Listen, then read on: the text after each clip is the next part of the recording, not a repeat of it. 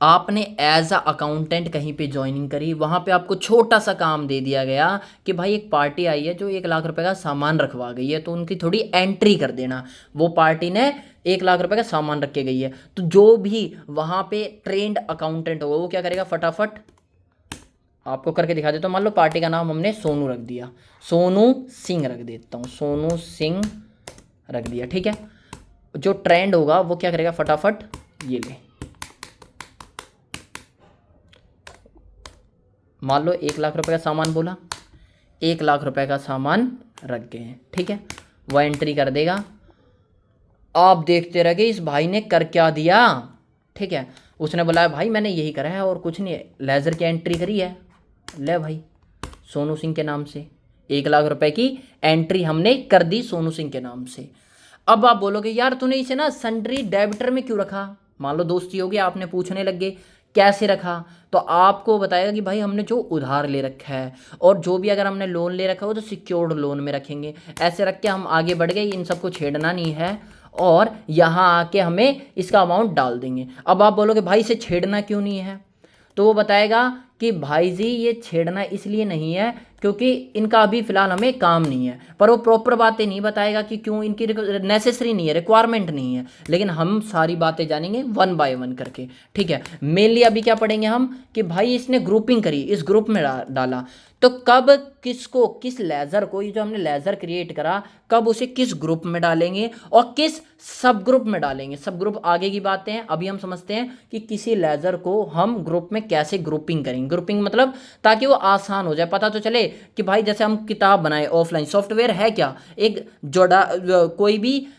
हमने लेखा जोखा हिसाब किताब उन सबको मेंटेन करने का ऑनलाइन जरिया है। पहले ऑफलाइन हुआ करता था, अब ऑनलाइन हो रहा है। तो ऑफलाइन में क्या करते हैं, हम एक पन्ना बना लेते जहाँ पे जो उधारी देने वाले बंदे हैं, फिर एक पन्ना बना देते जहाँ पे लेबर है, फिर एक पन्ना बनाते थे जहाँ पे हमारे बैंक अकाउंट है, फिर एक पन्ना बनाते जहाँ पे हमारे करंट एसेट है, फिर हम एक पन्ना बना जहाँ पे करंट लायबिलिटीज़ है। उन सबको एक एक पन्ने में डिवाइड करते थे, तो वही काम अभी भी कर रहे हैं हम। तो इन्हें ग्रुपिंग कैसे करेंगे, तो हमें पता होना चाहिए ना हर ग्रुप में कब किसको किस ग्रुप में डालना है, इसके लिए हर ग्रुप का मतलब पता होना चाहिए। आज हम ये सीखेंगे, ठीक है। अच्छा आगे बढ़ते हुए मैं अब ये सिखा रहा हूँ कि भाई हमने मान लो कोई अकाउंट है, अकाउंट में हमने डिपॉजिट करा, तो उसे जब हमें क्रिएट पे करके हमने मान लो HDFC बैंक में कोई लेज़र बना रखे थे या बनाना पड़ गया HDFC बैंक का, इसे मान लो आपको डालना है, तो अब आप कंफ्यूज हो जाओगे कि यार अगर मैंने शेयर खरीदे हैं, मान लो HDFC बैंक का है तो आप बैंक अकाउंट में डाल दोगे, लेकिन वहीं पे मान लो मैंने लिख दिया शेयर ऑफ HDFC बैंक। अब आप कंफ्यूज हो गए कि यार इसे हम फिर बैंक अकाउंट में डाल दोगे, जो कि गलत हो जाएगा। अब ये क्या है, इन्वेस्टमेंट हुई है, क्या हुई है, इन्वेस्टमेंट आ गया।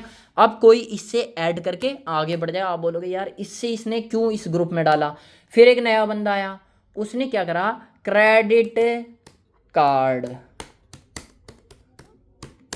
ऑफ HDFC बैंक, ये करके उसने क्या करा, इसे सेव करने की कोशिश करी, तो उसने इसे करके फटाफट बैंक ओडी में डाल दिया। क्या, ऊपर मत देखना क्या लिखा हुआ, जो मतलब बोल रहा हूँ वो समझते रहो, बैंक ओडी में डाल दिया। आप फिर कंफ्यूज कि यार ये क्या हुआ, इसने ओडी में क्यों डाला, OCC में क्यों नहीं डाला, या फिर इसने क्रेडिट कार्ड का ऐसा, तो इसे कब पता चलेगा, तो वो चीज़ आज हम सीखेंगे। तो स्टार्ट करते हैं, हम बस इतना चीज़ें सीख रहे हैं कि ग्रुपिंग कैसे करते हैं, कब किस लेज़र को किस ग्रुप में डालना है। लेज़र हम क्रिएट करना पहले क्लासेस में सीख चुके हैं। तो सीखते हैं, सबसे पहले मैं हर बार नई कंपनी क्रिएट करके दिखाऊंगा। क्यों क्रिएट करके दिखाऊंगा, उसका छोटा सा रीज़न है कि देखो जब आपको दिखाता हूँ, इसमें गए, इसमें जाके हमने लेज़र देखा तो बहुत सारे पहले से क्रिएट है, तो हम कंफ्यूज ना हो इसलिए मैं आपको शुरू से एक नई कंपनी क्रिएट करके सिखाता हूँ, ठीक है। कंपनी के लिए भी 2-3 चीज़ें बताई थी, याद रखना कि कंट्रोल F3। अब क्या होगा, देखो कंट्रोल F3 दबाया नहीं हुआ ना, क्यों नहीं हुआ, क्योंकि ये लैपटॉप हो रहा है, लैपटॉप में फंक्शन की का काम करना पड़ता है, तो फंक्शन की दबाएंगे, देखो मेरा हाथ कहाँ जा रहे हैं, फंक्शन की, फिर कंट्रोल, फिर F3। इससे क्या होगा, जो हमारी पुरानी कंपनी है वो डाउन चली जाएगी, हमें डाउन ही तो करना है, ठीक है। अब दूसरी कंपनी खुल गई है, देखो 2 कंपनी और भी तो है डैशबोर्ड पे, इसे कंपनी का डैशबोर्ड बोलते हैं, ये भी बता रखे आपको, ठीक है।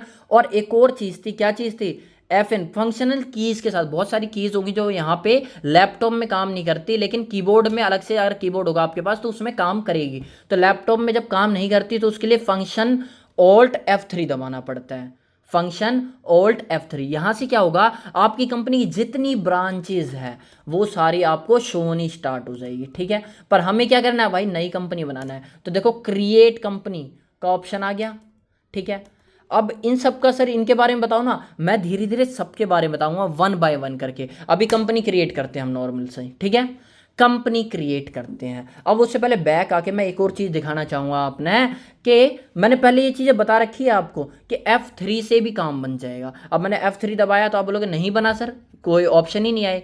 क्यों नहीं आए, क्योंकि अगेन ये लैपटॉप है, लैपटॉप में क्या होगा, फंक्शन की के साथ, फंक्शन की के साथ F3 दबाना पड़ेगा। ठीक है, यहीं पे आपको जितनी कंपनीज अभी रिसेंट में खुली होगी वो भी आ जाएगी। आपको और कंपनी देखनी है, सर्च करनी हो किसी कंपनी को, तो इसे सर्च पे दबाओगे आपको आ जाएगा कौन सी कंपनी बंद करनी है। ठीक है, और इसके ऊपर आपको और सारी ब्रांचेस सेलेक्ट करना है तो यहाँ से आ जाएगी। कोई कंपनी को ठीक करना है तो अल्टर कंपनी में, लेकिन अभी मैं क्रिएट करना सिखा रहा हूँ। तो मैंने क्या करा, कुछ नहीं, कंपनी खुली हुई है, हम नई कंपनी अगर क्रिएट करना चाहे, हम कंपनी में काम करें, हमें पता तो होना चाहिए कि वो कंपनी क्रिएट कैसे हुई है इस सॉफ्टवेयर में। ठीक है, तो कुछ नहीं करा हमने, फंक्शन के साथ F3 करा। यहाँ पे अपने आप ऑप्शन आ गया क्रिएट कंपनी का, क्रिएट कंपनी पे दाब दिया और क्रिएट कंपनी हो गया। मान लो उसी कंपनी का आपको मान लिया, बोल दिया कि भाई चेंज करो आप कोड, तो याद रखना कि आप सबसे पहले कि आपको तो इतनी जल्दी इतना अच्छा काम, यानी इतना प्रीसियस काम नहीं देंगे कि आप भाई कंपनी का नाम ही चेंज कर दो। ठीक है, छोटे मोटे टास्क ही दिए जाएंगे। फिर भी अगर आपको मौका मिला तो आप पासवर्ड डालने के बाद कैसे करोगे, आप कुछ नहीं करना, Alt K दबाना है। ठीक है, कैसे पता चला सर, भाई जी देखो ऊपर भी लिखा रहा है Alt K, सर मेरे को तो नहीं दिख रहा, के तो दिख रहा है, Alt K नहीं दिख रहा। याद रखना, जब एक निशान लगा हो, एक निशान लगा हो, मान लो जैसे के लिख रहा हूँ मैं, इसके नीचे एक निशान लगा हो तो इसका मतलब होता है ओल्ट, और दो निशान लग जाए ऐसे ऐसे तो इसका मतलब होता है कंट्रोल। तो एक निशान लगा हुआ है के साथ, ध्यान से देखो यहाँ पे एक निशान लगा हुआ है। ठीक है, तो अब हमें यहाँ से इतना समझ में आ जाना चाहिए कि भाई Alt K से क्या होगा, कंपनी क्रिएट होगी। कैसे करूँ, Alt K से। और मान लो आपको जो कंपनी क्रिएट करी है वही कंपनी में क्रिएट नहीं करना, अभी चेंज करना है, तो आपको एंटर दबा देना है। ठीक है, देखो जो कंपनी है वही खुल जाएगी। जैसे मैंने क्या बोला कि ये कंपनी क्या है, सीखो मार्जिन कुछ भी चल रही है। ठीक है, तो मैंने क्या करा, Alt K और फिर ए दबा देंगे तो वही कंपनी खुल जाएगी। क्या, सीखो, ये भी है जो भी मार्गर दिल से, मगर दिल से, तो ये कंपनी खुल गई इसे। और अगर हमें नई कंपनी में करना हो तो फिर वापस बैक आ जाएंगे, बैक आके Alt K और नई कंपनी क्रिएट करना पड़ जाए तो Alt K के बाद एंटर दबा देंगे। ठीक है, आई होप आपको समझ में आया होगा कि जब अपनी उसी कंपनी में हमें रिनोवेट या कोई, जैसे मान लो स्टेट का नाम हमने नहीं डाला, वो डालना हो या कुछ भी करना हुआ तो Alt K A, और जब हमें सिर्फ नई कंपनी खोलनी हो, हमें कोई मतलब नहीं है पुरानी कंपनी से, तो हम Alt K और फिर एंटर दबा देंगे तो नई कंपनी क्रिएट हो जाएगी। ठीक है, अच्छा क्रिएट करके दिखा देता हूँ मैं आपको, दिखाऊं, चलो दिखा देता हूँ आपको क्रिएट करके। मान लो कंपनी का नाम रख देते हैं हम म्यूजिक ओनली एज बरो, कोई भी कंपनी का नाम है, म्यूजिक कंपनी है, लास्ट में लिख दो प्राइवेट लिमिटेड। अब देखो मैं कुछ भी लिखूंगा, जैसे लिख दिया डी, तो ये तो गायब हो गया, तो सर वो कंपनी कैसे वापस आएगी, कुछ नहीं करना आपको, दोबारा लिख दो म्यूजिक ब्रो एज ओनली, कुछ भी कंपनी का नाम, मान लो यही कंपनी का नाम हमने डाल दिया। अब एंटर करने के बाद वापस इसी कंपनी पे विजिट करना है, तो कुछ नहीं करना, ये देखो मेरी ये उंगली दिख रही है, इस उंगली को यहाँ ले जाओ। ठीक है, अब रख दो ना प्राइवेट लिमिटेड, PVT LTD, ये प्राइवेट लिमिटेड क्रिएट होगी। अब आपको अगर स्टेट में रखना है, मान लो दिल्ली स्टेट डाल दिया मैंने, दिल्ली स्टेट डाल दिया, इंडिया में ही होती है दिल्ली इसलिए वो ऑटो पिक कर लिया, पिन कोड डाल दिया 110041। ठीक है, टेलीफोन नंबर डाल दिया 12345678, ऐसे करके 10 डिजिट का डाल दिया। मोबाइल नंबर डालना, मोबाइल नंबर डाल दिया। फिर हमें ईमेल आईडी डालनी है, ईमेल आईडी डाल देंगे, ये करके @ कहाँ दिख रहा है, यहाँ दिख रहा है, ये दिख रहा है @ अब @ में जाके हम करेंगे क्रिएट, तो एट द रेट दबाऊंगा तो अब देखो 2 दबेगा, क्यों 2 दबेगा, क्योंकि शिफ्ट के साथ दबाना पड़ेगा, shift@gmail.com, gmail.com। ठीक है, उसके बाद वेबसाइट कुछ भी जो भी आपकी कंपनी का है, उसके बाद www करके लिखते हैं ना वेबसाइट, वर्ल्ड वाइड वेब, तो इसलिए www@music only, कुछ भी आपकी कंपनी का नाम है या किस नाम से आप बनाना चाहते हो आईडी, उसके बाद musiconly.com, ये आपकी वेबसाइट क्रिएट यानी जो हो रखी होगी वो आपको एंटर कर देना है। याद रखना 2 चीज़, क्या चीज़, जब वेबसाइट की या गलत इन्फॉर्मेशन डालोगे ना, मेनली किसकी, जब आप वेबसाइट या ईमेल की, तो अगर ईमेल क्रिएट हो रखा होगा तो बढ़िया है, जब ईमेल क्रिएट हो रखा होगा ऑनलाइन तो ले लेगा, लेकिन अगर ये और ये ईमेल दोनों क्रिएट, देखो मैंने तो करके नहीं दिखाए और आपको पता है ये नहीं होते, मैंने तो अभी मनगढ़ंत बना लिया है, तो ये क्या एक्सेप्ट हो जाएगा, हो जाए, लेकिन जब रियलिटी में करोगे कंपनी में जाके तो ये नहीं लेगा। क्यों नहीं लेगा, क्योंकि अभी हम किस में सीख रहे हैं, एजुकेशनल मोड पे, देखो कर्सर कहाँ जा रहा है मेरा, एजुकेशनल मोड पे हम सीख रहे हैं, तो एजुकेशनल मोड पे तो ले लेगा ये, लेकिन जैसे ही हम प्रोफेशनल मोड या फिर हम लाइसेंस मोड पे गए, यहाँ जब हम कंपनी में काम करेंगे ना तो उन्हें लाइसेंस मोड में काम करना होगा। मैंने बता रखा था कि एजुकेशनल मोड पे 1, 2, 31 या फिर 30, यही 3 डेट का यूज़ कर सकते हैं, जो महीने की लास्ट डेट है, और 1, 2 को और डेटेड यूज़ नहीं होंगे, तो यहाँ पे लाइसेंस मोड आ जाएगा, वहाँ पे सिल्वर या गोल्ड जो भी है। ठीक है, अच्छा, तो ये एक्सेप्ट नहीं करेगी, पर फिलहाल के लिए कर लेगी। क्यों कर लेगी, क्योंकि हम अभी एजुकेशनल मोड में ऑपरेट कर रहे हैं इसे। ठीक है, सिस्टम हम ऑपरेट कर रहे हैं एजुकेशनल मोड पे, एक्सेप्ट करके अब आपकी कंपनी क्रिएट होगी। मान लो आपकी छोटी सी कंपनी है, आपने सोचा कि भाई जीएसटी देना है या नहीं देना, मान लो अभी फिलहाल नहीं दे सकते हम, तो नो करके चलेंगे। ठीक है, एंटर करके अब देखो आपकी कंपनी क्रिएट होगी, music bro as only private limited, ऐसा कुछ भी सेव हो गई हमारी कंपनी। अब हम ग्रुपिंग करना सीखते हैं। ठीक है, क्रिएट में जाके ग्रुप और लेजर आ गया, लेजर में जाएंगे। ठीक है, लेजर में जाके अब कैसे किस लेजर का यूज़ करेंगे वो सीखते हैं, 1 बाय 1 सीखते हैं, जल्दी सीख पाएंगे और आसानी से सीख पाएंगे, हमें कन्फ्यूज़न इतनी नहीं होगी कि कैसे करना है। ठीक है, सीखते हैं। सबसे पहले मान लो कि आपका कोई बैंक है, ठीक है, बैंक है, कौन सा बैंक है, मान लो ना एक्सिस बैंक है, एक्सिस बैंक। ठीक है, एक्सिस बैंक है। अब इसे आप किस में डालोगे, आपको मैं बता दूं, इसे आप डालोगे बैंक अकाउंट में। नॉर्मली बैंक अकाउंट तो है, उसमें मान लो 1 लाख रुपए पड़े हैं, 1 लाख ना बोल के 2 लाख बोल लो, 2 लाख पड़े, इकाई नाई सैकड़ा हजार 10,000 लाख, 2 लाख रुपए पड़े, एंटर करके आपने सेव कर दिया। ठीक है, उसके बाद आगे सीखते हैं कि मान लो आपके पास क्रेडिट कार्ड है। क्या क्रेडिट कार्ड है, याद रखना कि देखो क्रेडिट कार्ड है, मान लो क्रेडिट कार्ड है, ये आपका क्रेडिट कार्ड है, तो क्रेडिट कार्ड को अगर आपको अप्रूव करना है किस बैंक का, मान लो एक्सिस बैंक का ही है, क्रेडिट कार्ड है और आपके पास कैश, अभी कार्ड में पैसे ऑलरेडी है, आपको खर्चे करने हैं, तो क्रेडिट कार्ड है ना ओसीसी में डालोगे।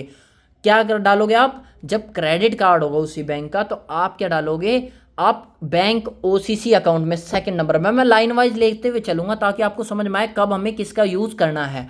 तो सेकंड वाले का यूज़ कब करेंगे, जब क्रेडिट कार्ड हम कर रहे हो ऑपरेट। ठीक है, क्रेडिट कार्ड का सिंपल सा मतलब होता है ओपन कैश क्रिएट। क्या, ओपन कैश क्रिएट, जब कैश ऑलरेडी हो, तो क्रेडिट कार्ड को लेना हो तो हम किस में, सेकंड वाले में ले लेंगे। लेकिन आपने एक चीज़ नोटिस करा होगा, भाई भी बैंक ओडी में आ जा रहा है, तो कहने का मतलब आप समझ जाना कि ये 3 ऑप्शन कौन से स्टार्टिंग के, bank account, bank OCC, bank OD account, ये तीनों अकाउंट बैंक अकाउंट के ही पार्ट होते हैं। ठीक है, जब आप ओसीसी लोगे तो बैंक बाय डिफॉल्ट ओडी में कन्वर्ट हो जाए। देखो मैं ओसीसी में एंटर कर रहा हूँ, पर यहाँ पे किसके अंडर में आया, ओडी के अंडर आया, यानी लोन्स एंड लायबिलिटी के अंदर आ गया। ये बिना कहने की जरूरत नहीं पड़ी। मैं क्या कहना चाह रहा हूँ कि बैंक हमने बनाया, ओसीसी में लेना चाह रहे थे, ओडी में बाय डिफॉल्ट ले लेगा। ठीक है, अब लिमिट सेट कर देंगे। मान लो क्रेडिट कार्ड ले रखा है ना आपने, तो कितने की लिमिट है, मान लो 50,000 की है, 1 2 3 4। ठीक है, 50,000 हो गए, 50,000। ठीक है, आगे बढ़ जाते हैं। मान लो क्रेडिट कार्ड में हमारे पास कितने रुपए हैं, 5 लाख रुपए हैं, तो 5 लाख एंट्री कर दूं, मैं एंट्री कर देता हूं, क्या 50 लाख की। 5 लाख की एंट्री कर दूंगा और मैं सेव कर दूंगा यहाँ से, ठीक है। लिमिट मैंने ऑलरेडी 50,000 की सेट कर रखी थी, तो इसलिए हमें 5 लाख का वहाँ पे नहीं वो ऑप्शन उठा रहा था। देखो मैं आपको दिखा देता हूँ। देखने के लिए क्या करेंगे, हम ऑल्टर में जाके हम देख सकते हैं किसको हमने क्रिएट करा था। अभी हमने बैंक अकाउंट को क्रिएट करा था और क्रेडिट कार्ड को। क्रेडिट कार्ड में देखो 50,000 की लिमिट लगा रखी ना, इसलिए 5 लाख नहीं उठा रहा था, ठीक है।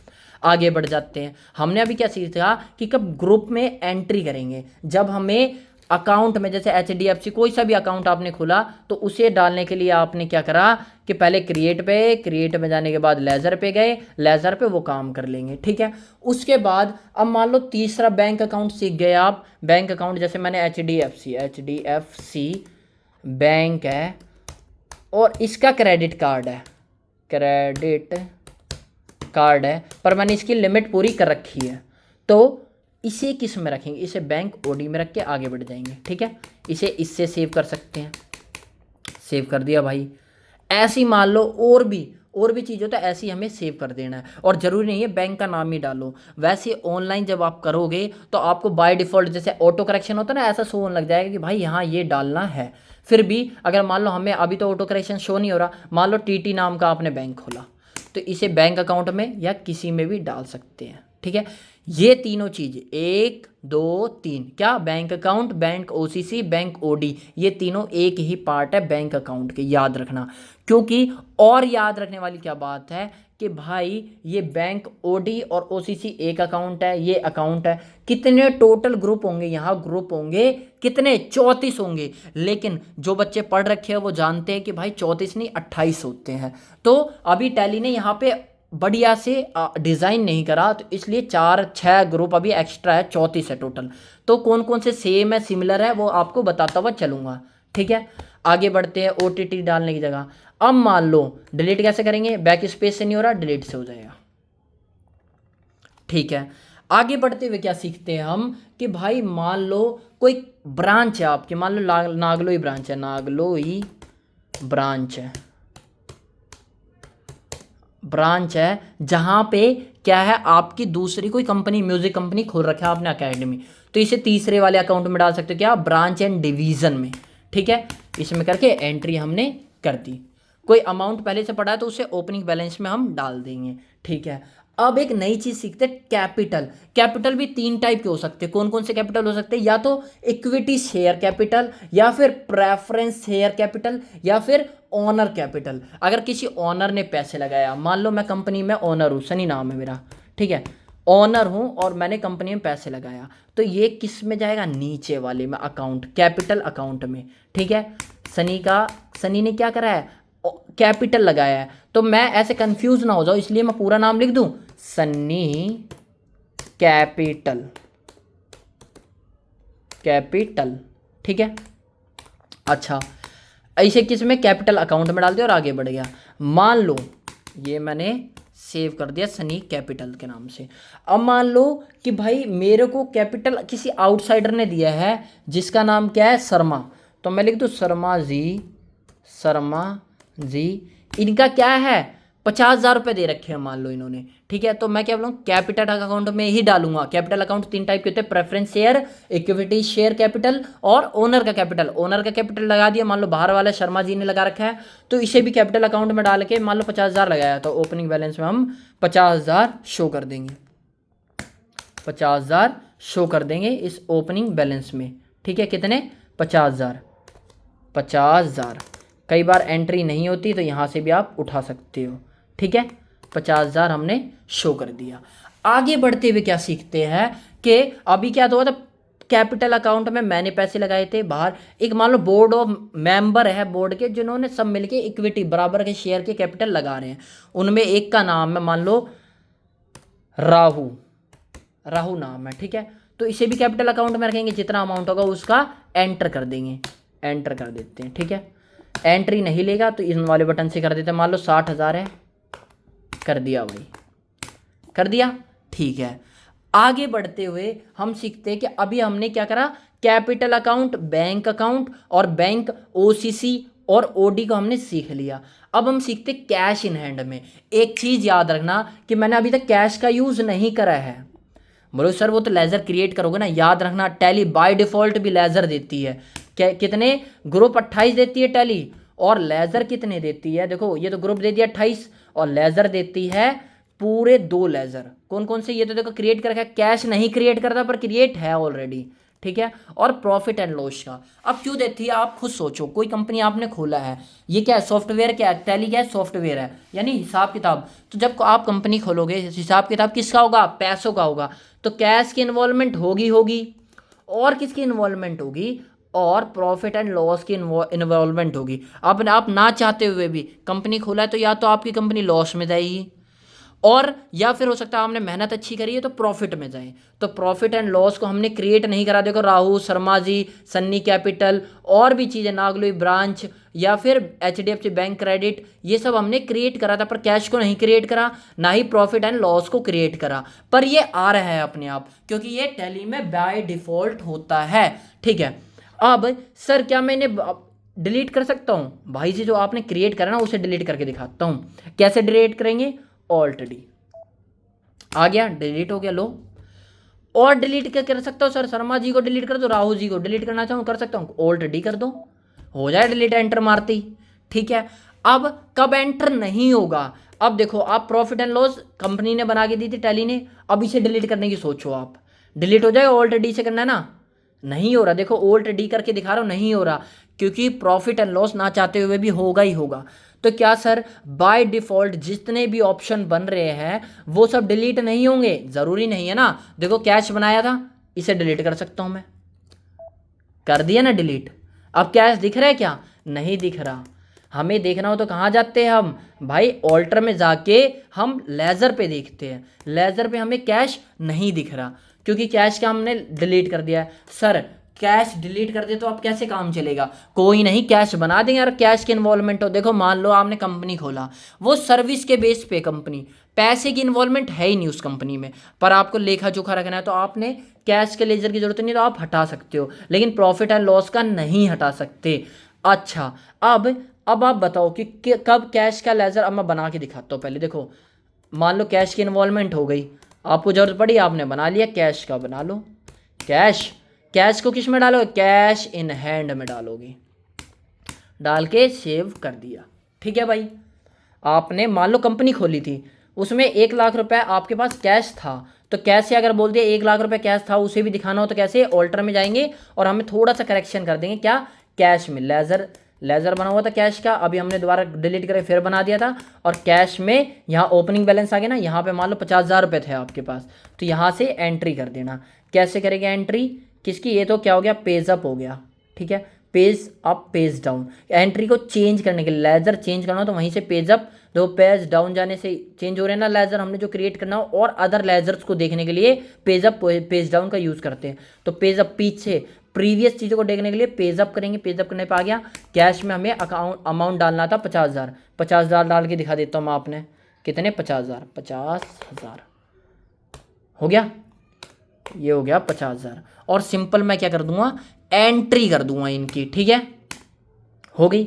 अच्छा एक और चीज़ सीखते हैं हम, क्या, अब मैंने 50,000 की एंट्री कर दी है, और की एंट्री करके दिखा देता हूँ, दिखाऊं, कैश लिया मैंने, ये लेज़र में गए, लेज़र में कैश ले लिया, मान लो और ज़्यादा कैश हमारे पास था, हमें याद आया यार 10,000 और पड़े थे, सो 60,000 लिखना है, 60,000 लिख दो ना आप, कैसे लिखोगे, 60, क्या लिखोगे, पहले तो इसे हटा दो, करके दिखाऊं, 60,000, आगे 60,000 की एंट्री हमने कर दी।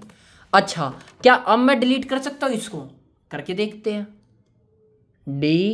ऑल्ट डी, अभी भी डिलीट हो जा रहा है। तो क्या बोलोगे सर क्या कैश हर बार डिलीट होगा, नहीं होगा, पर फिलहाल के लिए क्यों हो रहा है, क्योंकि अभी हमने वाउचर्स में एंट्री नहीं करी, सिर्फ हमने लेज़र क्रिएट करा था। अगर लेज़र क्रिएट करने के बाद एक बार वाउचर, जब मैं आपको वाउचर सिखाऊंगा तो अच्छे से बताऊंगा, जब हम वाउचर में एक बार कैश की एंट्री कर देंगे, किसकी, कैश की एंट्री कर देंगे, करके दिखा देता हूँ मैं वाउचर में, एक छोटा सा करके दिखाऊं, वाउचर में गया, पेमेंट में मान लो मैंने पेमेंट दे दी दादा, ऐसे नाम को दे दी। अब दादा लेज़र नहीं बना था, लेज़र हम बनाते इसीलिए, देखो अब लेज़र की जरूरत पड़ गई, लेज़र बना दिए, यहाँ पे देखो लेजर क्रिएशन पर क्या है, सेकेंडरी। हम वहां पे करते तो प्राइमरी लिखा आता, यहाँ पे क्या आएगा, सेकेंडरी। लेजर क्रिएशन मान लो लिख दिया मैंने दादा साहू। क्या ये, मान लो इसे मेरे को पैसे देने और इसने मेरे को माल दिया था, तो ये क्या था हमारा भाई, सप्लायर था। सप्लायर को हम सन्ड्री क्रेडिटर में डालेंगे। क्यों डालेंगे अभी आपको ये भी बता दूंगा। आपको लेजर अभी बता रहा हूँ ना मैं, 1 बाय 1 क्लासीफाई कर रहा हूँ, तो इसका नंबर आएगा तो इसे भी क्लासीफाई करना सिखा दूंगा। अच्छा, डाटा को मान लो 50,000 रुपये दे दिए। ये बटन काम नहीं कर रहे तो यहाँ वाले कर लेते हैं। मान लो 5,000 दे दिए।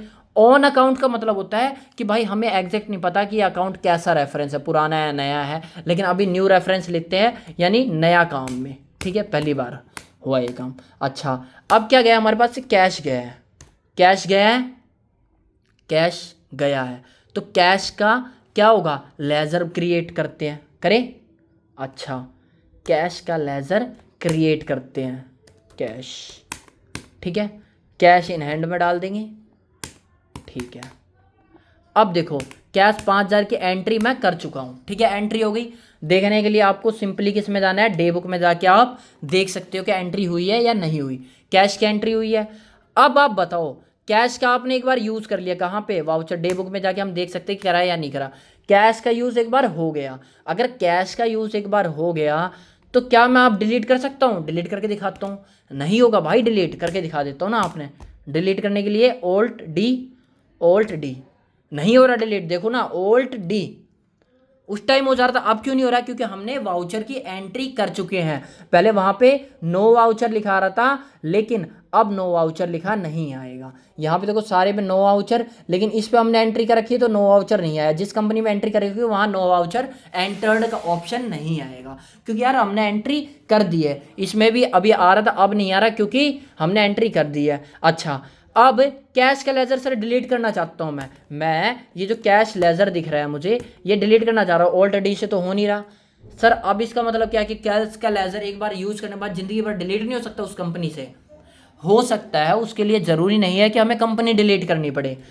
आप देखो डिलीट करके दिखाते तो कैसे डिलीट करेंगे, पहले जहां जहां उसका यूज कर रखा है उसे डिलीट करेंगे।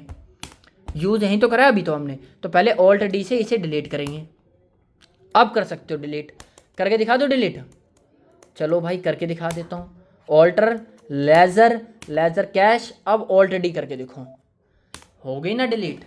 पर हम कंपनी चलाने के लिए भाई, कंपनी में हम क्या करते, कैश का इन्वॉल्वमेंट करते, इसलिए कैश का लेजर ऑलरेडी आता है। तो हमें बस इतना सीखा कि भाई कैश का लेजर डिलीट होगा या नहीं होगा, कब नहीं होगा। जब भाई हम कैश को यूज़ कर चुके होंगे 10 बार तो लेजर डिलीट नहीं होगा। तो हमने लेजर डिलीट कर रखा है, पर कैश का काम करना है तो हम क्या करते हैं, लेजर क्रिएट कर देते हैं। क्रिएट कैसे करेंगे, वही गेटवे ऑफ टैली, सामने आ जाओ। ठीक है, याद रखना इसे कंपनी का डैशबोर्ड बोलते हैं, ये डेट के लिए है। और यहाँ शॉर्ट बटन होते हैं, जितनी भी शॉर्टकट कीज होती है, देखो F2। अब F2 क्यों नहीं काम करेगा, क्योंकि लैपटॉप है, तो फंक्शनल की के साथ F2 डेट चेंज करने के लिए। ठीक है, कंपनी के बारे में कुछ करना हो, क्रिएट या फलान डिम का जो भी करना हो, उसके लिए F3। लैपटॉप की कीबोर्ड है तो FN F3 चलेगा। ठीक है, ऐसे क्रिएट कर सकते हैं। अच्छा, अब हम क्या करते हैं भाई, वापस अपने टॉपिक पे आते हैं कि भाई ग्रुपिंग कैसे करते हैं। ग्रुपिंग करना सीख रहे थे। तो अगर हमारे पास कैश है तो कैश का लेजर ऑलरेडी बना रहता है, लेकिन अभी हमने डिलीट कर दिया तो बना देते हैं। ठीक है, ये बन गया। क्या सर आप 10 बार भी बना सकते, नहीं, एक बार ही बनेगा। अब मैं देखो करके दिखाता हूँ, नहीं बनेगा। क्यों नहीं बनेगा, क्या लिखा रहा है, name already exist enter a different name. क्या बोला, जो नेम मैंने कैश लिखा है वो पहले एग्जिस्ट कर रहा है, हमें कोई नया नाम डालना पड़ेगा। ठीक है, तभी एंट्री होगी। तो कैश का लेजर हमने किस में डाली, ये तो सीख ही सकते हैं हम, कैश इन हैंड में। अब अगर हमें कैश इन हैंड में ना डाल के और किसी में डालना तो अल्टर में जाके कैश के लेजर को हम और किसी में डाल सकते हैं। अल्टर में गए, फिर ग्रुप के नीचे ऑल्टर दिखा, ऑल्टर में जाके हमने लेजर पे जाके क्या करा, कैश को चेंज कर सकते हैं। कैश को कैश इन हैंड में डाल के और कुछ डाल दो भाई, ये तो सॉफ्टवेयर है, जो आप बताओगे उसी ग्रुप में ले लेगा और आगे उस अकॉर्डिंग काम करेगा। ठीक है, पर इसका मतलब ये नहीं है आपने जो बता दिया ना उसके अकॉर्डिंग काम करेगा। इसका मतलब ये नहीं कि आपने कोई कमांड दे दी और वो आर्टिफिशियल इंटेलिजेंस के थ्रू वो कुछ डाटा मैनुपुलेट कर रहा है, ऐसा कुछ काम नहीं करेगा। ठीक है, अच्छा, आगे हम सीखते हैं, मैंने cash in hand, bank OTT और बैंक ओसी, बैंक ओडी और बैंक ओसीसी, इन सब के बारे में बता दिया। किस किस के बारे में बता दिया मैंने? क्रिएट पे जाके आपको लेजर में जाके लेजर क्रिएट करना सिखाया। कोई बैंक होगा तो हम किस में डाल देंगे? बैंक अकाउंट में डाल देंगे। और जब कोई क्रेडिट कार्ड के ऊपर बात चल रही है तो बैंक ओसीसी में और ओडी में, ये तीनों चीज़ एक ही होती है। उसके बाद मैंने ब्रांच एंड डिवीजन के बारे में बता दिया। अब कैपिटल अकाउंट के बारे में बता दिया। कैपिटल अकाउंट के बारे में मतलब जिस जिसकी पूंजी लगी होगी, ठीक है। आगे बढ़ते हुए हम क्या सीखते हैं? कैश इन हैंड भी बता दिया मैंने। और हम सीखते हैं अब करंट एसेट। करंट एसेट का मतलब खुद समझो। करंट एसेट का मतलब सीधा करंट एसेट का मतलब वो एसेट जो कि करंटली हमारे पास अवेलेबल होंगे। क्या? करंट एसेट का मतलब वो एसेट जो करंटली हमारे पास अवेलेबल होंगे। एसेट का मतलब हमारी पूंजी, हमारे पास जो पड़ा हुआ है। जैसे मेरे पास ये मशीन पड़ी हुई है, तो क्या मैं इसे एसेट बोल सकता हूँ? बिल्कुल, मैं इसे करंट एसेट का नाम दे सकता हूँ, ठीक है। ऐसी बहुत सारी चीज़ें। मशीन के अलावा मान लो मेरे पास फर्नीचर पड़ा है, ये जैसे मैं कैमरा हिला रहा हूँ, ठीक है, तो ये किस पे लगा हुआ है? ये स्टैंड पे खड़ा है। तो क्या स्टैंड को हम कंपनी में 24 घंटे बेचते रहेंगे? नहीं बेचेंगे। इसका यूज़ हम रेगुलर यूज़ करना होगा। तो ये क्या है? मेरी एसेट है। ये ट्रेडिंग गुड्स नहीं है। मेरे को कैमरे नहीं बेचने, मेरे को अपना फ़ोन नहीं बेचना। तो ये क्या है?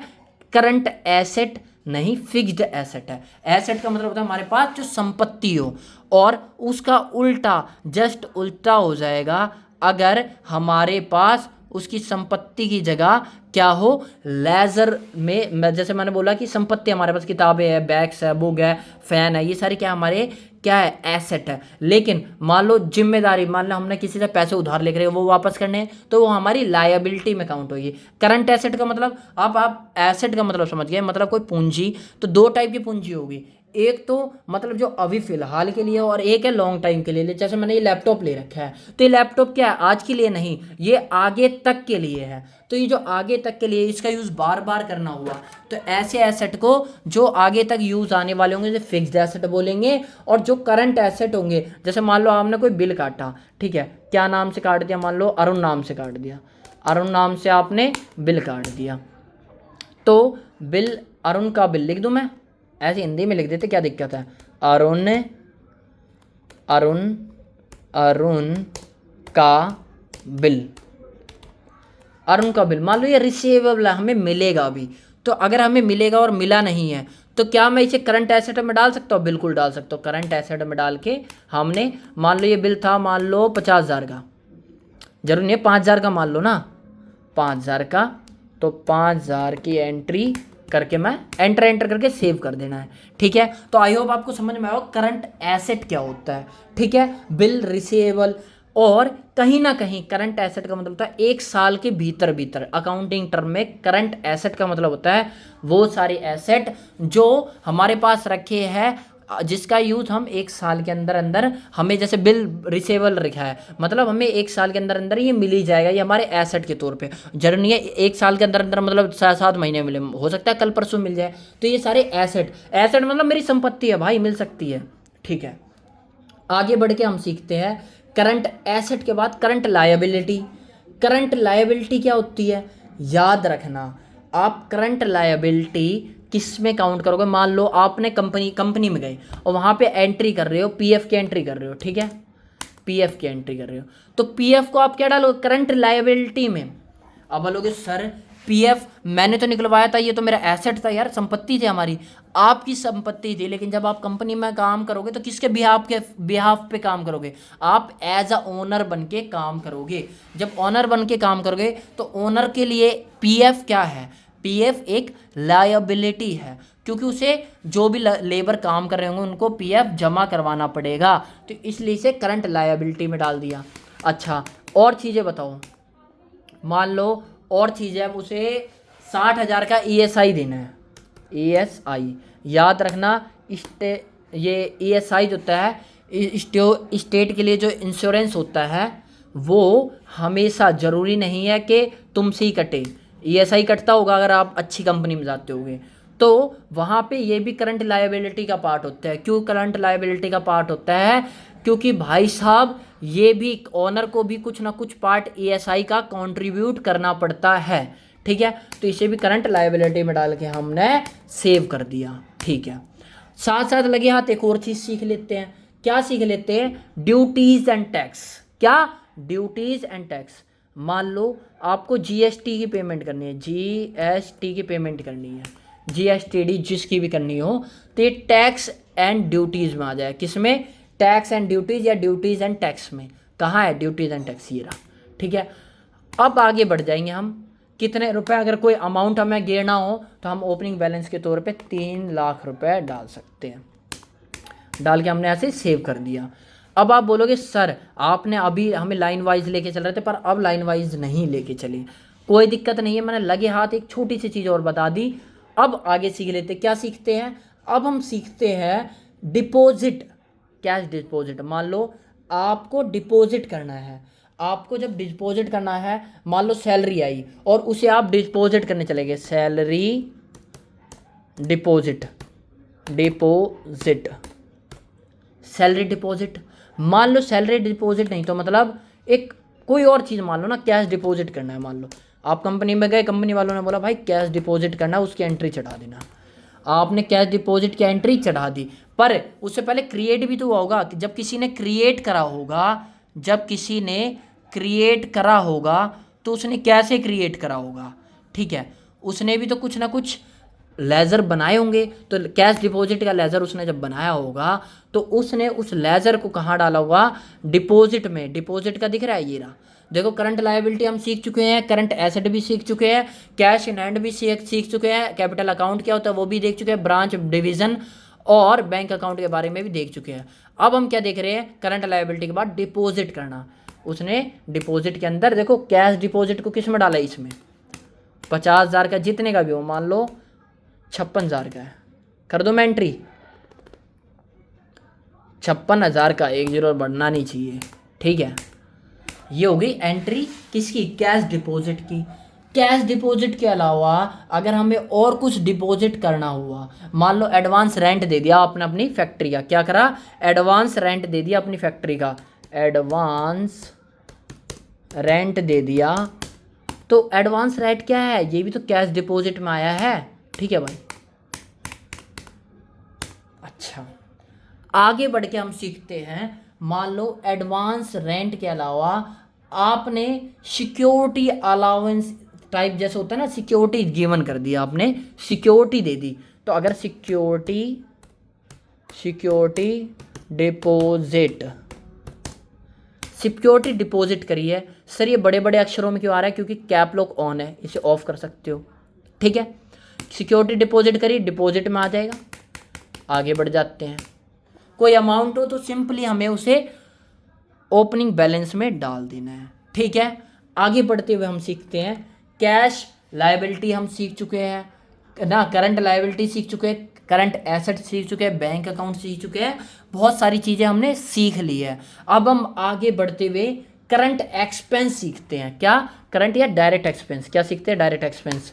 मान लो आप कंपनी में गए, वहाँ पे भाई खर्चा हो रखा है, जैसे मैन्युफैक्चरिंग में आपकी कॉस्ट आ गई इतनी, या वेजेस, जैसे डेली बेस पे हम सैलरी देते हैं ना, तो दिहाड़ी पे जो मजदूर लगे हैं उनको वेजेस देना है। तो वेजेस देने से पहले वेजेस का लेज़र क्रिएट करना होगा। जब हम वेजेस का लेज़र क्रिएट करेंगे तो वो किस में क्रिएट करेंगे? हम इसे डायरेक्ट एक्सपेंस में डालेंगे। किस में? डायरेक्ट एक्सपेंस में। अब सर इनडायरेक्ट एक्सपेंस भी मैंने सुना है। हाँ, आपने सही सुना है। इनडायरेक्ट एक्सपेंस में कब डालेंगे? जब वो मैन्युफैक्चरिंग या फैक्ट्री या फिर प्रोडक्शन रिलेटेड काम नहीं हो रहा। अब ये वेजेस किसे दे रहे हैं? जो मजदूर काम कर रहे हैं, जो बन के तैयार हो रहा है, तो इसे डायरेक्ट एक्सपेंस में डालेंगे, ठीक है। वेजेस के अलावा और क्या हो सकता है? मान लो फ्यूल आने में खर्चा लगा, फ्यूल को डालना हुआ, फ्यूल एंड पावर।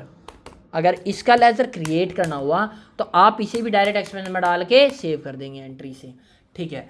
अब आपके मन में एक चीज़ और आएगी, सर सेव करने के लिए जब इतनी बार बटन दबाएंगे, जरूरी है ऐसे बटन दबाना? आपकी मर्जी है। आप मान लो और कुछ डालते हो, जैसे आपने क्या करा, फ्रेट इनवर्ड हुआ या कैरीज इनवर्ड। क्या? फ्रेट इनवर्ड, फ्रेट या फिर कैरीज या फिर कैरेज इनवर्ड, आने जाने में जो आने का खर्चा लगा प्रोडक्शन टाइम पे, उसे भी डायरेक्ट एक्सपेंस में डालेंगे। अब आपका क्या डाउट है, सर ये 3-4 बार बटन दबा दबा के क्यों बैक आए? हम डायरेक्ट सेव नहीं कर सकते, हमें नहीं डालना ओपनिंग बैलेंस, तो हम डाल सकते हैं। देखो ना, कंट्रोल ए कर दिया, सेव हो गया भाई, सेव हो चुका है। ठीक है, अच्छा आगे सीखते हैं हम। ये चीज़ तो सीख गए, एक चीज़ और बता देता हूँ आपको इम्पोर्टेंट। एक तो मैंने आपको बता दिया कि जैसे मैंने बैंक अकाउंट डाला था HDFC, बैंक को डाला था, तो किस में डाला था हमने? बैंक अकाउंट में। हम OCC और OD को एक मान के चलते हैं। ठीक है, वैसे ही मैं आपको क्या सिखा रहा हूँ कि भाई क्या सिखा रहा हूँ यहाँ पे, मैंने आपको सिखाया डायरेक्ट एक्सपेंस। क्या सिखाया? Direct expense. डायरेक्ट एक्सपेंस या एक्सपेंसेस जो डायरेक्ट हो रहे हैं, जो डायरेक्ट एक्सपेंस होंगे या एक्सपेंसेस जो डायरेक्ट हो रहे होंगे, इनको मैं सेम चीज़ नहीं बोल सकता। जैसे यहाँ क्या लिखा हुआ है, एक्सपेंस डायरेक्ट, मतलब जो एक्सपेंस डायरेक्ट हो रहा होगा। अब जो एक्सपेंस डायरेक्ट हो रहा होगा उसे मैंने क्या बोला, एक्सपेंस डायरेक्ट ब्रैकेट में करके वहीं टैली एक और ऑप्शन दे दिए। देखो कहाँ पे डायरेक्ट एक्सपेंस को लिख दी है, कहाँ गया ये ऑप्शन? एक तो यही है कि अपना भाई कि एक्सपेंस जो हो रहा है वो डायरेक्ट एक्सपेंस हो रहा है, और डायरेक्ट एक्सपेंस को देखो दूसरा एक और दिख रहा है ना, एक्सपेंस, डायरेक्ट एक्सपेंस। इसी को 2 लीजर छोड़ के देखो, एक्सपेंस डायरेक्ट, दोनों एक ही चीज़ तो है, डायरेक्ट एक्सपेंस या एक्सपेंस डायरेक्ट डाल दिया, तो टैली ने 2-2 बार दे दिया। हमें समझने का मतलब एक ही है कि भाई जो ये डायरेक्ट एक्सपेंस है वो इसके एक्सपेंस डायरेक्ट के इक्वल है। जो एक्सपेंस डायरेक्ट है वो डायरेक्ट एक्सपेंस के इक्वल है। ये चीज़ हमें सीख के चलनी है। ज़रूरी नहीं है जो डायरेक्ट एक्सपेंस हो वो एक्सपेंस डायरेक्ट नहीं हो सकता, बस नाम का थोड़ा सा फ़र्क कर दिया है। ठीक है, इसे एंट्री करते। अच्छा वैसी एक और चीज़ बता दूं आपको, मैं बता दिया। अब लेज़र में हम आगे बढ़ के सीखते हैं क्या चीज़ एक और बता देते हैं। डायरेक्ट एक्सपेंस बता दिया मैंने, अब डायरेक्ट इनकम बताता हूँ। क्या? Direct income. डायरेक्ट इनकम का अगर आप एग्जाम्पल लेना चाहो तो डायरेक्ट इनकम के बहुत सारे एग्जाम्पल है। मान लो आपको रेंट रिसीव हुआ, आप क्या हो, मकान मालिक हो, रेंट रिसीव, रेंट रिसीव हुआ। अब आप क्या करोगे भाई, रेंट रिसीव हुआ है, ये किसी में तो रिसीव हुआ होगा। जो ये रेंट रिसीव हुआ है हमारा, वो किसी में तो रिसीव हुआ होगा, तो इसे किस अंडर डालेंगे, किसके अंडर, किस लेजर के अंडर डालेंगे? तो ये क्या है हमारी इनकम है ओनर के लिए, इनकम है ओनर के लिए। एक चीज़ और, कौन सी इनकम है? डायरेक्ट इनकम है, तो डायरेक्ट इनकम लिख दो। देखो डी से आ गया। वैसे ही बोलोगे सर ये तो नया चीज़ था, अरे यहीं प्लेलिस्ट में देखो ना, बैंक ओडी ये सब सीख चुके हो। अब आगे बढ़ते हुए डायरेक्ट इनकम में डाल दो। ले भाई, ठीक है। रेंट रिसीव के अलावा मान लो आप डॉक्टर हो, तो आप कंसल्टेंट फीस ले रहे हो, आप दवाइयाँ नहीं देते, आप बस कंसल्टेंट फीस लेते हो। लिख दो कंसल्टेंट फीस। आपने कंसल्टेंट फीस ली, इसे किस में डालोगे? आप इसे भी डायरेक्ट इनकम में ही डालोगे। आप प्रोफेशन है ना आपका। और मान लो अब देखो एक और लिख देता हूँ, मैंने क्या दी, अर्जुन को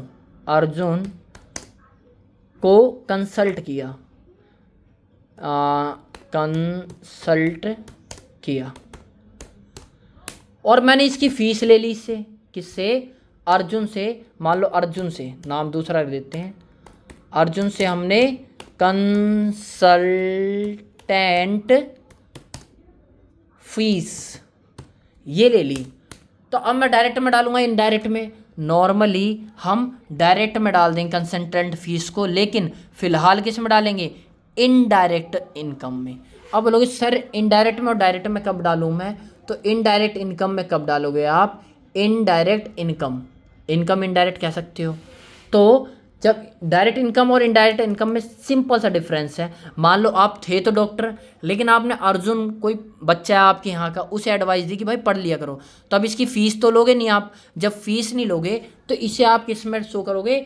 इनडायरेक्ट इनकम में। लेकिन उसने फ़ीस दी है आपको, आपका ये काम नहीं था पर उसने फ़ीस दे दी अर्जुन ने, तो इसी किस में डालोगे आप? इनडायरेक्ट इनकम में डालोगे। ठीक है। अच्छा एक चीज़ और, मान लो आप अभी भी डॉक्टर हो या फिर मकान मालिक, मान लो rent of rent of old टूटा हाउस। मान लो ऐसे नाम का पुराने घर का हमें रेंट रिसीव हुआ है। क्या हुआ है? रिसीव हुआ है, रिसीव्ड, हमें मिला है। और हमारा ये फंक्शन है, क्या है? हमारा काम है, हमारा बिजनेस है इसी का। ठीक है भाई, अगर ये बिजनेस है, क्या बोला मैंने? अगर ये बिजनेस है तो इसे मैं किस में डालना चाहूँगा? इसे मैं भाई इनकम में डाल दूँ ना। कैसी इनकम है? डायरेक्ट इनकम है। कैसी इनकम है? डायरेक्ट इनकम है। ठीक है, अब देखो जो ये डायरेक्ट इनकम है, क्या मैं इसको उल्टा बोल सकता हूँ? इनकम डायरेक्ट, इनकम जो डायरेक्ट हुई है, इनकम डायरेक्ट। कौन सी? Income direct. इनकम डायरेक्ट और डायरेक्ट इनकम, इनकम डायरेक्ट और डायरेक्ट इनकम। दूसरा क्या है? Income direct. इनकम डायरेक्ट और कौन सा दूसरा मैंने क्या बताया? Direct income. ये वाली, ये दोनों लेजर सेम होते हैं। एक पॉइंट और मिल गया। चलो भाई आगे बढ़ते हैं। आगे बढ़ते हुए हम डायरेक्ट इनकम समझ चुके हैं। अब हम सीखते हैं क्या चीज़ है? Duties and tax. जीएसटी भरनी थी, मैंने अभी आपको सिखाया था। मान लो टीडीएस भरना है।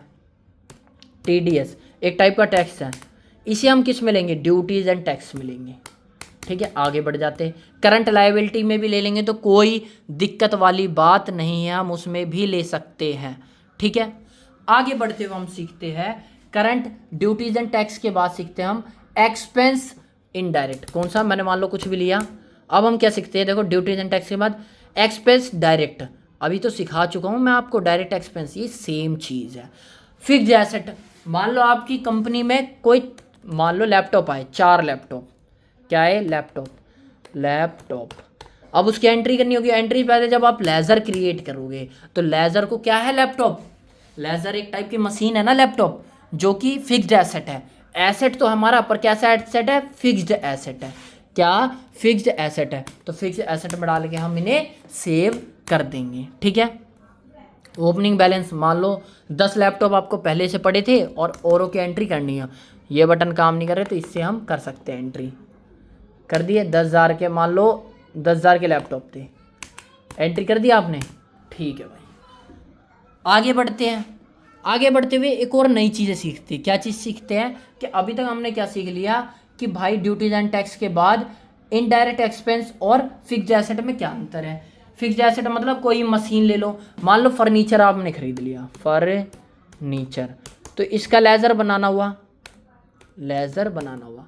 फर्नीचर तो खरीद लिया, लेकिन अभी नहीं बताया आपको कितने का ओपनिंग बैलेंस है, क्या है। तो फर्नीचर का लेज़र क्रिएट करना हो तो कर देंगे। तो फर्नीचर को भी किस में लेंगे? फिक्स्ड एसेट में। ये भी तो ऐसा तो नहीं ना फर्नीचर आज कर लिया काउंटर के लिए, कल तुमने उठा के बेचने लग गए, तो ये ट्रेडिंग गुड्स तो है नहीं। तो हम इसे किस में लेंगे? हम इसे फिक्स्ड एसेट में लेंगे। ठीक है, अच्छा आगे फर्नीचर, मशीन्स, इन सब के बाद और भी चीज़ हो सकती है जो कि फिक्स्ड एसेट में आएगी।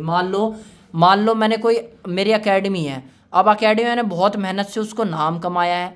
जब एकेडमी का नाम कमाया है मैंने, तो वो कंपनी एकेडमी का नाम भी तो मेरे काम आएगा। जैसे आपको मैकडी की फ्रेंचाइजी लेनी है, तो आपको पता होगा मैकडी का अगर फ्रेंचाइजी यहाँ खुल गई तो दिन के 1 लाख रुपए तो आराम से इनकम होनी है। सपोज मान के चलो, तो मैकडी एक तो इतनी फालतू में घटिया जगह आपको लोकेशन प्रोवाइड नहीं करेगा। मान लो कर भी दी, तो फ्रेंचाइजी क्यों लिया आपने? क्योंकि उसकी एक गुडविल है। तो मान लो हमारी इंस्टीट्यूट की, आवर इंस्टीट्यूट गुडविल है। क्या ये कुछ पैसे रखेगी वैल्यू? अगर आपने इज्जत कमा रखी होगी, कहने का मतलब मार्केट में, तो आपकी गुडविल अच्छी है, तो भाई डेफिनेटली ये कहीं ना कहीं पैसे कमा के देने में हेल्प करेगी। तो इसका अगर लेज़र क्रिएट करें तो किस में डालेंगे? गुडविल ऐसे तो है नहीं कि आप आज अच्छे प्रूव हो रहे हो, कल भी अच्छे प्रूव हो रहे हो, परसों गलत प्रूव हो जाओगे एकदम से तो नहीं होगा। तो हम क्या चलेंगे? गुडविल हमारा एसेट मान के चलेंगे।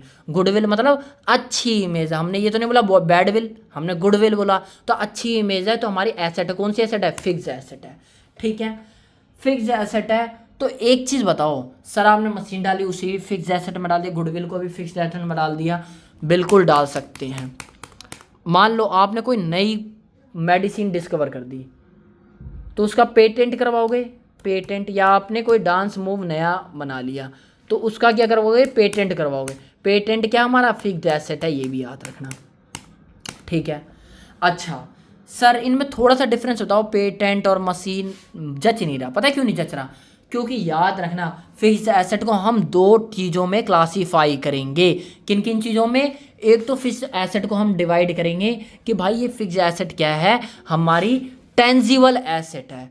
टेंजिबल मतलब जिसे हम छू सकते हैं, जैसे मशीन लिखा था, मशीन को छू के देख सकते हैं, फर्नीचर लिखा था उसे छू के देख सकते हैं। लेकिन क्या आप गुडविल को छू के देख सकते हो? क्या पेटेंट करवा के उस पेटेंट को छू के देख सकते हो? आपने कभी कैश को छुआ है? ऐसी चीज़ें जैसे छू ना सके उन्हें हम इंटेंजिबल बोलेंगे। गुडविल को आप छू नहीं सकते, आप किसी भी चीज़ को, पेटेंट को छू नहीं सकते, तो ऐसी चीज़ें जिन्हें हम छू नहीं सकते उन्हें क्या बोलेंगे? Intangible asset. पर कौन सा एसेट है ये? फिक्स्ड एसेट है। ये याद रखना कि इसे हम फिक्स्ड एसेट में ही डालेंगे, ठीक है। आगे बढ़ते हुए और चीज़ें सीखते हैं। मैंने क्या था, फिक्स्ड एसेट के बाद डायरेक्ट इनकम भी बता दी मैंने आपको। रेंट रिसीव हुआ, आप इसी का काम कर रहे हो, डॉक्टर कंसल्टेंट फीस ले रहे हो, तो ये सब क्या बोला मैंने? इनडायरेक्ट इनकम है, डायरेक्ट इनकम है, ठीक है। मैंने क्या बोला, मान लो आपको रेंट रिसीव हो और आप मकान मालिक हो, रेंट रिसीव्ड, और मकान मालिक हो तो रेंट रिसीव हुआ, तो आप क्या बोलोगे? इनडायरेक्ट इनकम में, ठीक है। और ये आपको मैं बता चुका हूँ, ठीक है। आगे बढ़ते हुए देखेंगे हम इनडायरेक्ट इनकम जो है। अब डायरेक्ट इनकम तो समझ गए, इनडायरेक्ट इनकम कैसे? मान लो भाई इनडायरेक्ट इनकम जैसे डिस्काउंट रिसीव हुआ। आप किसी ग्रोसरी का स्टोर पे गए और वहाँ से सामान खरीदा।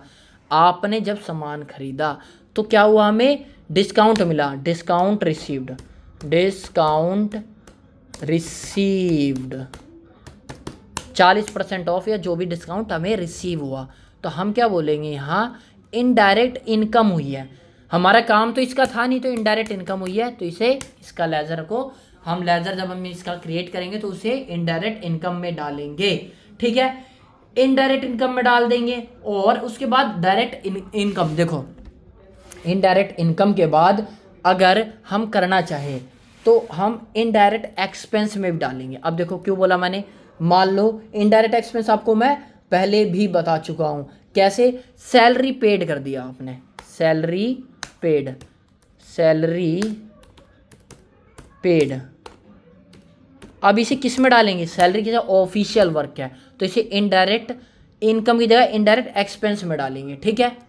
अच्छा ये भी समझ गए, हम इनडायरेक्ट एक्सपेंस में डालेंगे।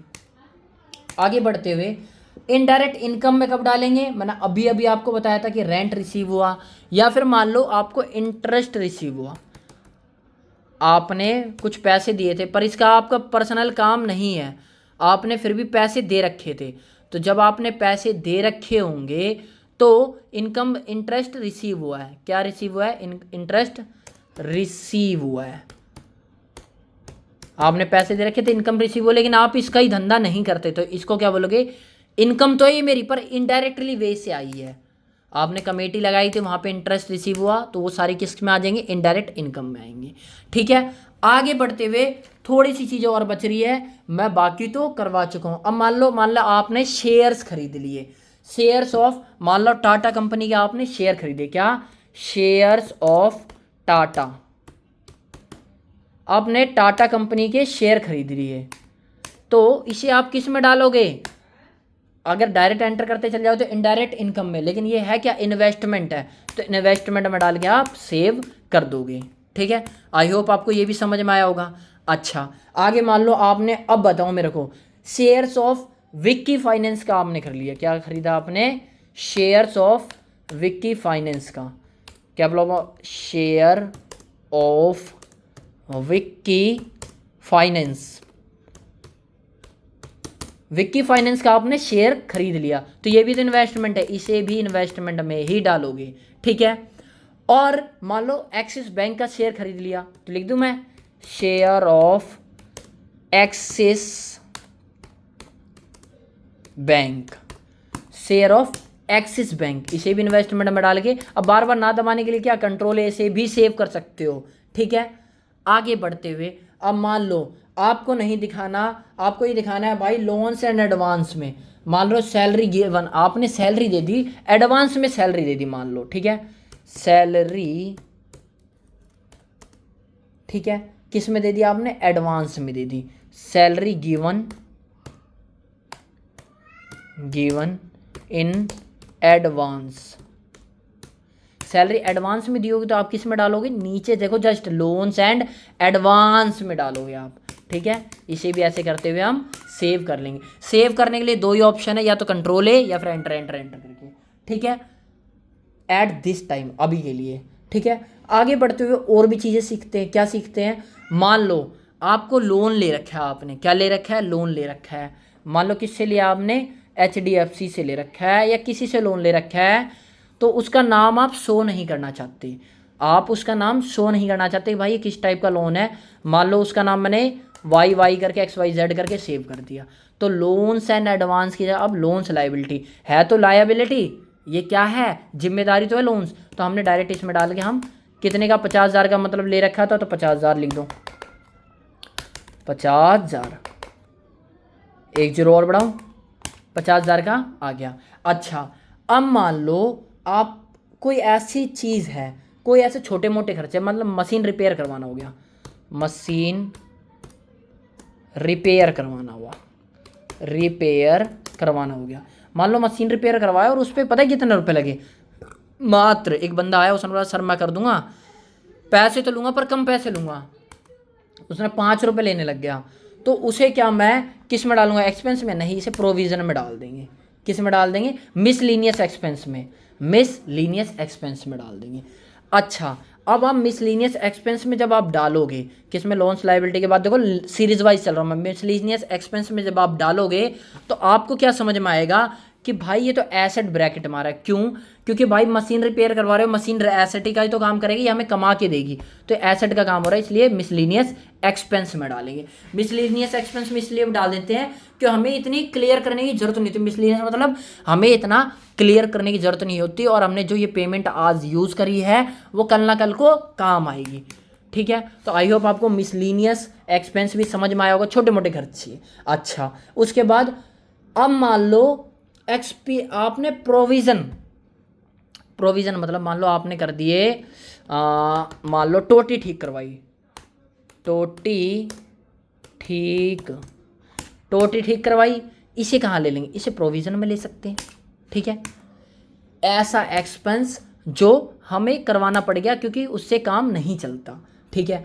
आगे हम बढ़ते हुए हम सीखते हैं परचेज अकाउंट, ठीक है। फ्यूचर में प्रोविज़न का मतलब होता है जो इन्वेस्टमेंट हमें फ्यूचर में काम आएगी, अभी हमने खर्चे जो करें छोटा मोटा खर्चा, ठीक है। उसके बाद परचेज अकाउंट, मान लो आपने परचेजिंग का काम करा, परचेज का काम करा, तो आप किस में लोगे, इसे परचेज अकाउंट में लोगे। अच्छा, मान लो आपने परचेज का काम करा और एक डायरी बना रखी है परचेज के लेजर की, लेजर यानी क्रिएट कर रखा है आपने परचेज का, लेकिन परचेज का नाम क्या रखा है हमने, ओ भाई कुछ भी नाम रखा है, बस आई भाई कुछ भी रखा है, तो आपको कैसे पता, टैली अब इसे समझेगी कि भाई इस पेज का नाम, आप उस पेज का नाम लेजर नहीं रखना चाहते, आप दूसरा नाम रखना चाहते हो, लेकिन जब इसे अंडर परचेज अकाउंट डाल दोगे तो ये खुद समझ जाएगी कि भाई ये परचेज अकाउंट का बुक है या लेजर है, ठीक है। आगे सीखते हैं, आगे हम सीखते हैं मान लो कोई इमरजेंसी फंड रेज करना हुआ, इमरजेंसी फंड रेज करना, मतलब हमने बचा के रख रखा है भाई, कब जरूरत पड़ जाए, तो हम इसे किस में डालेंगे, हम इसे रिजर्व एंड सरप्लस में डालेंगे, यानी जो हमारे पास बचा हुआ है। मान लो कोविड चले जा रहा है ख़त्म नहीं हो रहा, क्या, कोविड चले जा रहा है ख़त्म नहीं हो रहा, तो इसे किस में डालेंगे, कोविड के लिए क्या करेंगे हम, रिजर्व रख लेंगे, रिजर्व, तो इसे क्या बोलेंगे, रिजर्व एंड सरप्लस में। रिजर्व का मतलब क्या होता है, बचा के रखना क्या मतलब एक्स्ट्रा रखना, इसलिए सरप्लस, ठीक है, एंट्री कर देंगे। अच्छा, आगे बढ़ते हुए अभी मैं आपको लेजर करना सिखा रहा हूँ, लेजर कैसे क्रिएट होता है और किस अकाउंट में डालेंगे, ठीक है।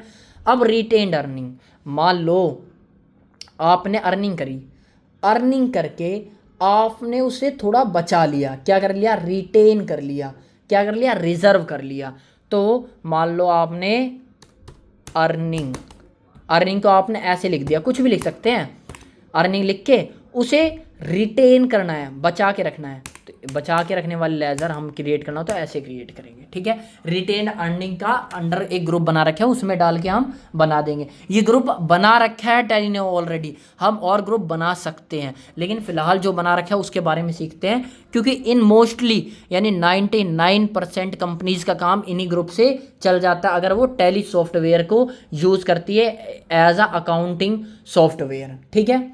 अच्छा, अब मान लो सेल्स, आपको सेल्स करनी है तो इसे आप क्या डालोगे, सेल्स अकाउंट में, ठीक है। ऐसे भी सेव कर सकते हो। अब मान लो आपको जो, जैसे हम ऑफलाइन बनाते तो कैसे सेल्स लिख देते, सेल्स लिख कर हम उसके जस्ट पीछे हम लिख देते कि भाई ये क्या है, ये सेल्स अकाउंट है। तो मान लो उस पन्ने का नाम सेल्स देखती कोई पढ़ लेगा और हमें अच्छा नहीं लगता, तो हम ऐसे कुछ भी रैंडम नाम कुछ भी नाम रख के हम सेल्स अकाउंट में डाल देंगे, तब भी टैली समझ जाएगी भाई सेल्स अकाउंट का पन्ना है, ठीक है। आई होप आपको इतना समझ में आया होगा। आगे बढ़ के थोड़ी सी और नई चीज़ सीखते हैं, 2-4 और अकाउंट रह रहे हैं उसे भी क्लियर कर लेते हैं। मान लो आपने लोन लिया, किससे लिया लोन ले लिया आपने HDFC बैंक से, loan from HDFC bank. HDFC bank क्या करेगी भाई, वो कुछ ना कुछ सिक्योरिटी अमाउंट डिपॉजिट पहले ही कर लेगी। तो जब सिक्योरिटी अमाउंट डिपॉजिट कर लेगी तो हम इसे किस में रखेंगे, जस्ट नीचे देखो सिक्योर्ड लोन में, क्योंकि इसे वापस नहीं करोगे तो वो कुछ प्रॉपर्टी या जो भी सिक्योरिटी में रखी हो उसे जब्त कर लेगी।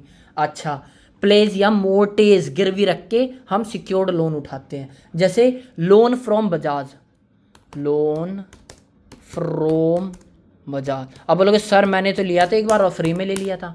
भाई फ्री में नहीं लिया था, आपने कॉन्टैक्ट नंबर, बैंक की डिटेल आपने पहले ही बजाज फाइनेंस को दे रखी होगी, तब जाके आपने लिया होगा। तो ऐसे लोन जिसमें हमें कुछ से प्लेज या मोर्टेज को गिरवी रखना पड़े, ऐसे लोन्स को हम कहते हैं सिक्योर्ड लोन, क्योंकि ये सिक्योरिटी जमा करने के बाद मिलते हैं, ठीक है।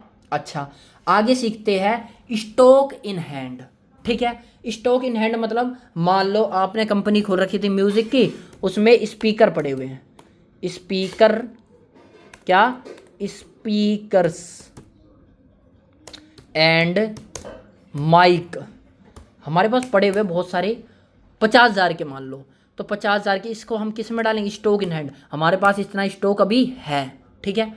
तो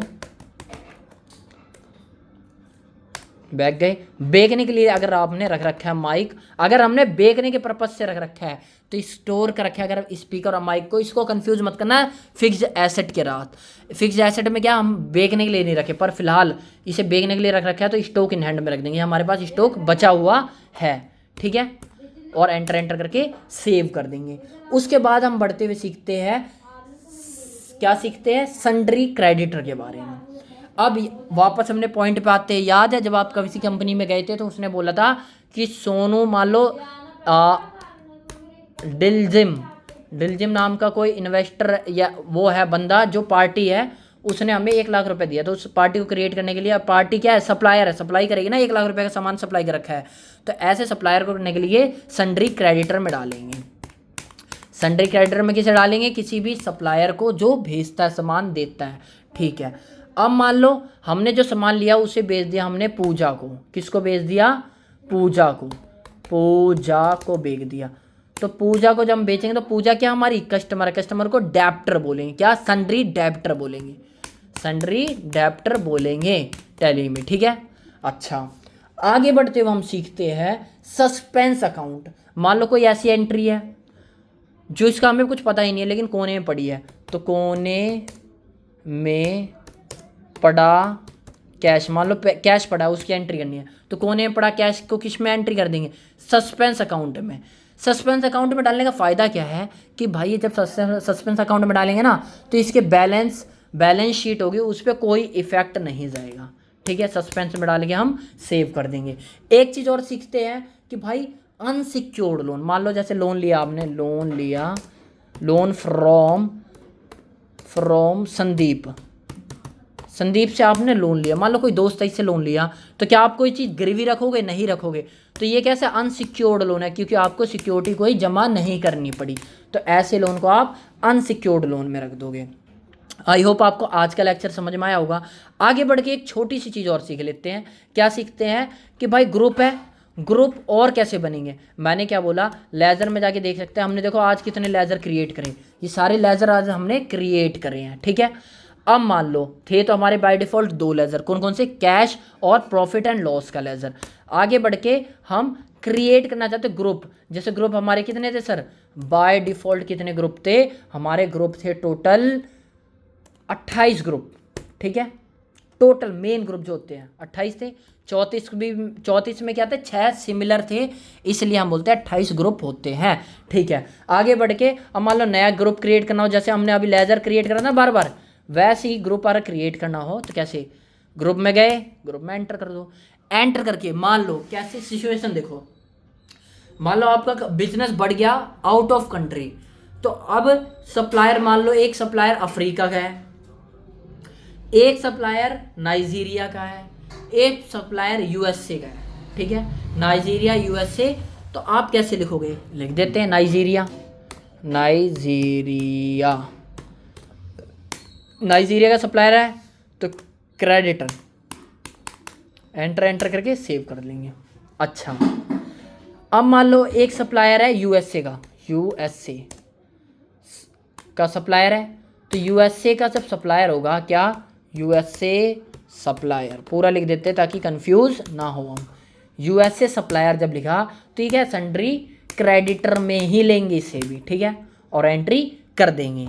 अच्छा अब आगे बढ़ के सर ऐसा काम कहाँ आएगा, मान लो लेज़र क्रिएट कर रहे हो, यूएसए में सप्लायर एक की जगह 10 हो गए, पर यूएसए में है ना, तो हमने यूएसए का क्रिएट कर रखा, मान लो जोसेफ नाम का, जोसेफ नाम का कोई सप्लायर है जो कि यूएसए का सप्लायर है, तो अब इसे किस में रखेंगे, वैसे तो सन्ड्री क्रेडिटर में रखते, किस में, सन्ड्री क्रेडिटर में, लेकिन अभी हम किस में रखेंगे, यूएसए के सप्लायर में, क्योंकि ये यूएसए का हमने करा है ना, सन्ड्री क्रेडिटर के अंदर ही तो यूएसए का सप्लायर है, तो यूएसए के सप्लायर को हमने इसके अंदर रख दिया, यूएसए के अंदर। अब मान लो नाइजीरिया में था, नाइजीरिया में काड़ू, काड़ू नाम का कोई सप्लायर है, ठीक है, सप्लायर है, तो इसे नाइजीरियन सप्लायर है ना, सप्लायर किस में आते हैं, सन्ड्री क्रेडिटर, सन्ड्री क्रेडिटर के अंडर ही एक सब ग्रुप बनाया था मैंने, कौन सा, नाइजीरिया के नाम से, देखिए देखो नाइजीरिया आ गया, नाइजीरिया के अंदर डाल देंगे। अब अपने आप समझ जाएगा, देखो ब्रैकेट में लिखा आ रहा है सन्ड्री क्रेडिटर है नाइजीरिया के नाम से, तो ये समझ जाएंगे हम कि भाई ये नाइजीरियन नागरिक है जो कि हमारे एज अ सन्ड्री क्रेडिटर का काम कर रहा है, ठीक है। आई होप आपको इतना भी समझ में आया होगा, ठीक है। आगे बढ़ते हुए एक छोटी सी चीज़ और सीख लेते हैं, क्या चीज़ सीखनी है हमें, बस इतना सा ध्यान रखना है कि ओवरऑल तो आप समझिए, अपना इतना ध्यान रखना है कि भाई इसे गेटवे ऑफ टैली बोलते हैं, डैशबोर्ड बोलते हैं। अगर हमें कुछ चीज़ क्रिएट करनी हुई तो यहाँ से, तो अब मैं जो बताने जा रहा था आपको छोटी सी चीज़, वो छोटी सी चीज़ ये है, अकाउंटिंग मास्टर के अंदर ये 4-5 चीज़ है ना, और भी चीज़ ऐड हो सकती है। कब ऐड हो सकती है, जब हम F11 करेंगे। अब F11 काम नहीं करेगा, देखो क्यों नहीं करेगा, क्योंकि बाहर आके काम करेगा। F11 क्यों नहीं काम कर रहा, क्योंकि भाई इसे काम करने के लिए एक लैपटॉप लग रहा है, डाउन होने वाला है, बैटरी कम हो रही है, क्योंकि हमें, चलो कर देते हैं, करते देखो जल्दी जल्दी सीखो, FN करके F11 करना होगा, तो यहाँ से क्या होगा, बहुत सारे ऑप्शन खुल जाएंगे, शो मोर, शो ऑल फीचर, तो ये सब भी दिख रहा है, बहुत सारी लिस्ट आ जाएगी, सारी ऐड हो सकती है। तो अकाउंटिंग फीचर में याद रखना, क्रिएट के अंदर जब अकाउंटिंग मास्टर है उसके अंदर वो चीज़ आएंगी जो पार्टीज से रिलेटेड है, और इसके अलावा अकाउंटिंग मास्टर के अंदर वो चीज़ें आएंगी जो कि हमारी स्टॉक इन्वेंट्री से रिलेटेड है, जो स्टॉक से रिलेटेड चीज़ें है वो सारी इन्वेंट्री में आएगी। क्रिएट के अंदर हम सीखेंगे कैसे क्रिएट करना है, ऑल्टर के अंदर हम सीखेंगे कि कैसे जो चीज़ बना दिया, अगर पार्टीज बना दिया, स्टॉक बना दिया, उसे करेक्ट कैसे करेंगे। और अगर हमने सारा देखना है तो चार्ट्स ऑफ अकाउंट पे जाके Alt-H और फिर मल्टी अल्टर में जाके अगर ठीक करना हो तो बहुत सारे बना रखे थे अल्टर, और बैक आके, अब देखो बैक आता हूँ मैं, आ जाऊँ बैक, यहाँ से हमने क्या करा था, और बैक आता हूँ थोड़ा सा, Alt-H करके मल्टी क्रिएट करना हो एक साथ, तो ये भी मैं आपको बता चुका हूँ कि इसका यूज़ कर लेंगे, मगर मल्टी अल्टर का ज़्यादातर उपयोग किया जाता है अगर हमें इसकी ज़रूरत पड़ती है, तो Alt-H मल्टी अल्टर, ठीक है। और याद रखना एक छोटी सी बात कि Ctrl-H करने पे और भी डिटेल आ जाती है, दिखाऊं, देखो लेजर वाइड डिटेल आ गई, ओपनिंग बैलेंस आ गया, सर यही डिटेल आती नहीं, और भी डिटेल आती है। कौन कौन सी डिटेल आती है, देखो फटाफट देखो, क्योंकि लेक्चर खत्म होने वाला है और बैटरी डाउन होने वाली है, तो देखते हैं। और देखो लेज़र की डिटेल भी दिख सकती है जो कि इंपॉर्टेंट है। व्हाट्सअप नंबर क्या है, फ़ोन नंबर क्या है, ईमेल आईडी क्या है, जो कि हमने लेज़र क्रिएट कर रखे हैं। ठीक है, आप डालना चाहो डाल भी सकते हो, जो व्हाट्सअप नंबर है कुछ भी एंट्री करके किसी का भी डाल सकते हो। मान लो आपको डालना है जोसेफ का, ठीक है, तो कॉन्टैक्ट नंबर डालना हो कॉन्टैक्ट नंबर डाल दिया, प्राइमरी मोबाइल नंबर डालना हो ये भी डाल सकते हो, प्रोवाइड मल्टीपल फ़ोन नंबर डालने हो वो भी यस भी कर सकते हैं। तो ऐसे करके हम इनकी डिटेल भी देख सकते हैं। ठीक है, आई होप आपको आज का लेक्चर समझ में आया होगा। हमने सीखा है कि भाई कोई भी लेज़र जब क्रिएट करेंगे तो उसे किसके अंदर डालेंगे। अगर हमने लोन ले रखा है तो लोन के अंदर डालेंगे, अगर हमने कोई खर्चा किया है तो उसे डायरेक्ट एक्सपेंस या इनडायरेक्ट एक्सपेंस के अंदर डालेंगे। तो ये चीज़ें बहुत ज़रूरी थी, क्योंकि कंपनीज में जाओगे तो हो सकता है आप थोड़े से अच्छे पोजीशन पहुंचने के बाद आपको बोले कि भाई लेज़र क्रिएट करो, तो लेज़र क्रिएट करना आता होगा। आई होप समझ में आया होगा आज कैसे हम लेज़र क्रिएट कर सकते हैं। राम राम भाई।